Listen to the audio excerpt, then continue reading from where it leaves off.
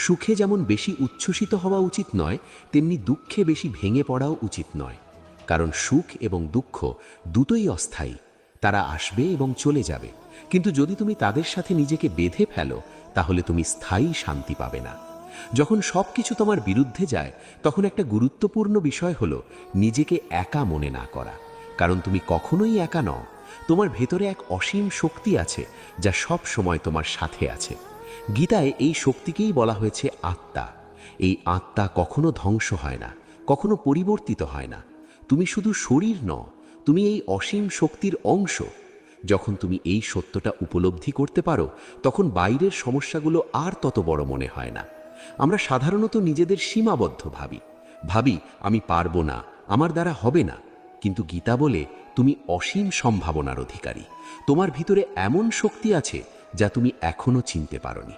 যখন সবকিছু তোমার বিরুদ্ধে যায়, তখন আসলে সেই সময়টাই তোমার নিজের শক্তিকে আবিষ্কার করার সময়। এই সময়টা তোমাকে পরীক্ষা করে, তোমাকে তৈরি করে, তোমাকে শক্তিশালী করে।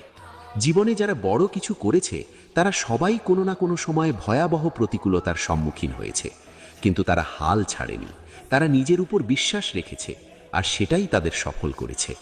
গীতায় একটি অত্যন্ত গভীর কথা বলা হয়েছে, যে ব্যক্তি নিজের উপর বিশ্বাস রাখে সে কখনো পরাজিত হয় না। কারণ পরাজয় আসলে বাইরের কোনো ঘটনা নয়, এটা মনের অবস্থা।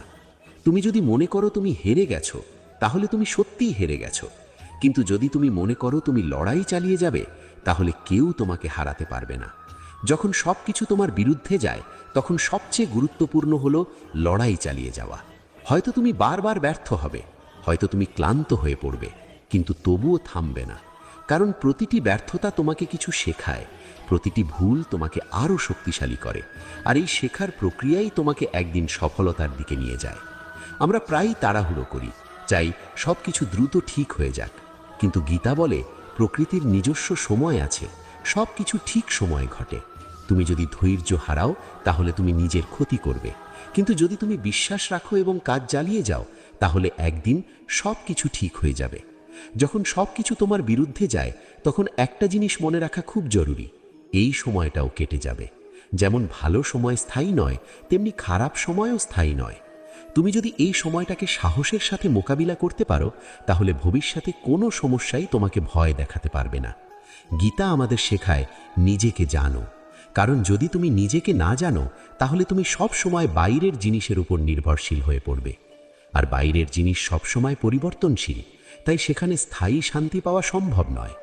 যখন তুমি নিজের ভেতরে শান্তি খুঁজে পাবে, তখন বাইরের কোনো পরিস্থিতি